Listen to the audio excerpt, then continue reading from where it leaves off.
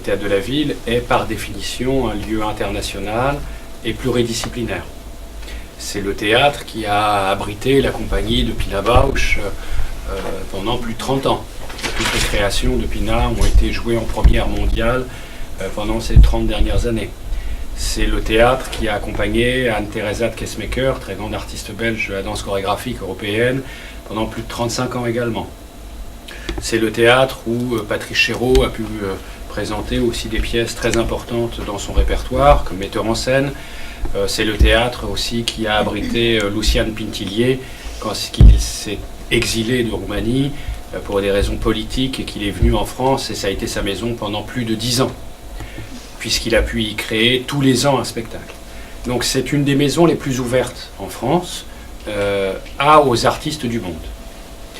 Je ne le dis pas à titre personnel, je le dis en regardant son histoire et le nombre d'artistes. Tous les ans, c'est plus de 100 artistes et compagnies différentes qui font la programmation du Théâtre de la Ville, en danse, en théâtre et en musique. Pour la Roumanie, j'ai cité Lucian Pintillier, mais c'est aussi beaucoup d'artistes de musique qui ont été présentés pendant plus de 20 ans au Théâtre de la Ville. Donc il y a eu des liens qui ont existé, et évidemment à travers ce très grand metteur en scène qui est disparu il y a peu de temps, et cinéaste, Lucian Pintillier, mais aussi à travers des musiciens, à travers d'autres formes artistiques, à travers la danse aussi.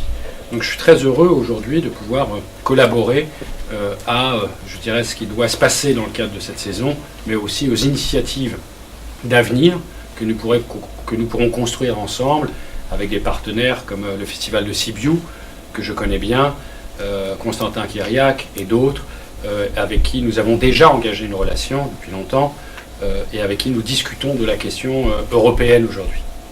Je suis aussi très sensible à cette saison croisée parce que, à titre personnel, j'ai toujours eu une affection particulière pour la Roumanie, pour ses auteurs. J'ai beaucoup mis en scène de pièces de Ionesco en France, qui ont tourné partout dans le monde. J'ai mis en scène Rhinocéros, qui a joué à Los Angeles, à New York, à Tokyo, à Taïwan, à Moscou. Donc j'ai aimé cette relation avec des auteurs roumains, dont lui, mais aussi d'autres auteurs sur lesquels j'ai travaillé. Et puis il y a la question de la langue roumaine. Je suis moi-même binational, j'ai deux pays, deux nations, la France et le Portugal, deux langues que je parle couramment et deux cultures théâtrales, puisque ma mère était une actrice très connue au Portugal, au Théâtre National de Lisbonne, et mon père, un metteur en scène français, auteur, dramaturge, qui a participé à la création du Théâtre de la Commune d'Aubervilliers. Et mon père lui-même a joué au Festival de Sibiu pendant plusieurs années. Et il est décédé il y a maintenant un mois. C'est quelqu'un qui a compté beaucoup dans l'histoire du théâtre en France et en particulier dans ses liens avec l'Afrique et avec d'autres pays d'Europe comme le Portugal et la Roumanie. C'était un ami très proche de Constantin. Donc je suis heureux que cette saison existe aussi pour moi dans le rapport à sa mémoire et à tous ceux qui ont défendu la circulation des langues et la circulation des êtres dans une pensée libre. La Roumanie, comme le Portugal, a connu dans ce XXe siècle une très grande dictature. Le Portugal a une dictature plus longue, puisque c'est la dictature la plus longue d'Europe dans le XXe siècle. Et je suis, à ce titre, très attentif, si vous voulez, à ce qu'il se passe en Europe aujourd'hui. Et que nous avons des élections européennes au mois de mai, et je suis très inquiet de la situation dans l'Europe centrale, comme on dit, avec la Pologne, la Hongrie, avec la montée des extrémismes, mais aussi en France. Et même si c'est un sujet que les Français ont du mal à aborder, et évidemment,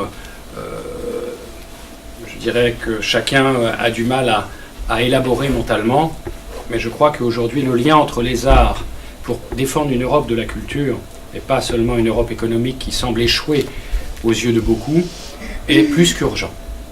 Donc je crois qu'il faut qu'il y ait une parole libre dans le contexte dans lequel nous sommes par rapport à cette question.